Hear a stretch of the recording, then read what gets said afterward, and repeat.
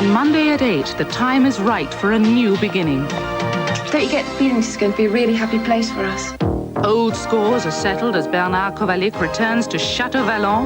You're going to destroy them. You're going to finish them, understand? That's your mission.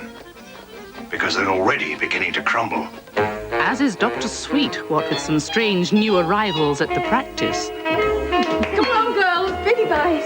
Yes, Matron, you're up in the attic. Right. There's plenty of blankets there. And you try not to trip over the orange things on the floor. Why's that? Because they are Buddhist monks. Monday night on 4, even a Buddhist monk wouldn't contemplate missing it.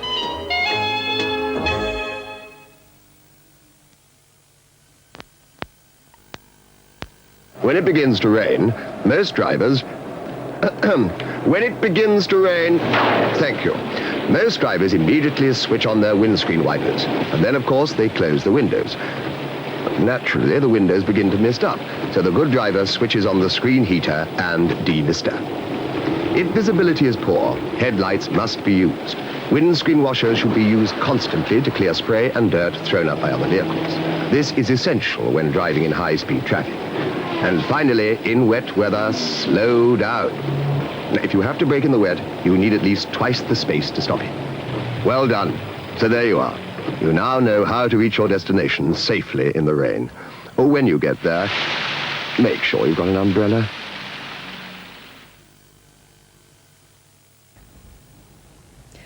And now look at the local weather forecast. Rain will die out to leave most places dry overnight with minimum temperatures around 5 degrees centigrade. There'll be fog patches over coasts and hills. Much of tomorrow will be dry and there'll be sunny intervals, but showers are likely during the afternoon. Temperatures will reach 11 degrees centigrade with light southeast wind. If you've been alone all evening, it's time you had a little company.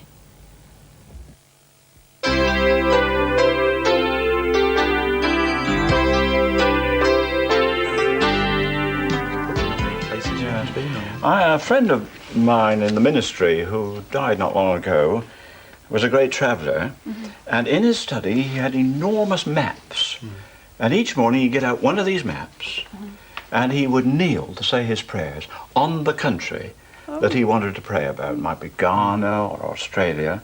Now I don't do that, but I have this globe on my desk, and just to turn it conjures up memories of Christian churches all over the world that I've been privileged to visit. I mean, now last year I spent a month, an agonizing month, in South Africa. Talked with Desmond Tutu and other church leaders there. They're right in the firing line all the time. And then a few months ago I was in China. Wow, that's fascinating. But you see, a quarter of the world's population live in China. There are only 6 million Christians, but the church is growing. And when I think that this enormous company of Christians all over the world was started by one man, a carpenter by trade, in an obscure corner of the world, it's absolutely staggering how the Christian faith has spread. But what are we doing when we're spreading it? I mean, a century ago, I imagine, the approach was very different from what it is today. So, yes. how, you know... Yes, the whole sort of missionary thing, probably not so long ago, used to worry me, because I only ever saw it as an imposition of beliefs. Were you on the receiving end? Not so much on the receiving end, but probably just my interest in history, and because I associated it, or missionary work, with going to Africa and that sort of thing, because that's what's taught. You go out and you sort the natives out, you teach them this, you, in fact you demean their customs. It seemed to be taking away a lot and imposing. Now I suspect, you know, that could have been the case, but I mean, has it changed? Well, there's a credit and a debit side to the missionary story. Obviously, I suppose the debit side is that many missionaries, especially in the last century from this country, went out and imposed a kind of white Christianity on black populations. I mean, you can't altogether blame them. It was the way they looked at things in those days. They were paternalistic, you know. The missionary would refer to the black servant as boy and so on.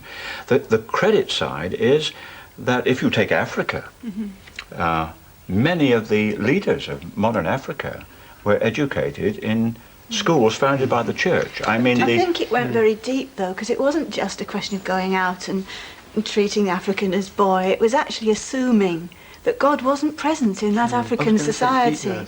Yeah. I don't think we assume that anymore, do but we? to assume this is all sort of very good, that these people are Christian, I mean, surely for that you've got to assume that they were as wrong as they were before, or that people that aren't Christian are wrong in some sort of sense. I mean, that's the bugbear for me.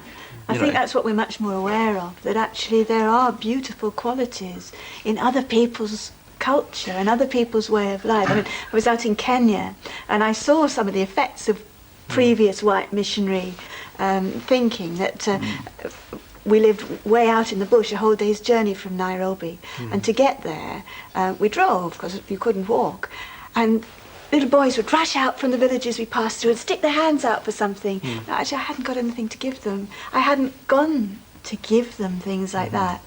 And I wondered whether we shouldn't have had our hands out. Actually, they had beautiful things. When I got to the villages, they had a sense of community, a sense of caring for the sick and the old, which we don't have. But we do have our hands out. The two great things that have happened, one, as you've already indicated, is that the great religions of the world are more and more meeting each other, talking to each other, learning from each other.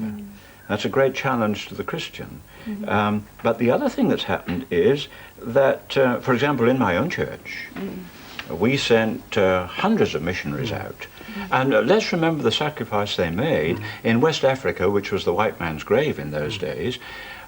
Young men only lasted about 3 months very often. I visited the cemetery in Calabar, where scores of them are buried. But now we're welcoming black missionaries back from some of those African countries to come and work in our white churches here, to bring their own particular insights, which are different from ours. That's right. I mean, what I would ask is what happened when the sort of white missionary left?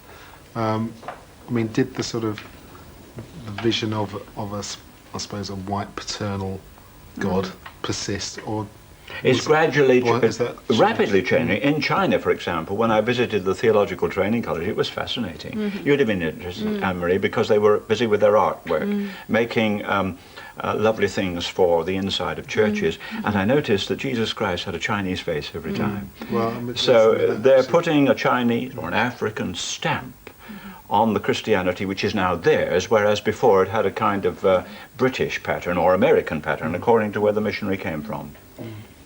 I noticed the missionaries I worked with found it very difficult now, actually, because you're not going with a packaged vision of God to people who haven't got him. We recognise now that we're going to people with beautiful aspects to their culture, and what one would hope to do is to go and say, well, look, that's beautiful. That's God already at work in your culture, and it's a real difficult thing to do. And I actually think...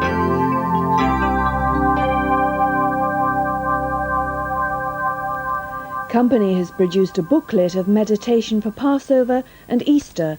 If you'd like a copy, please send a stamped addressed envelope to Company, TVS, Maidstone, Kent.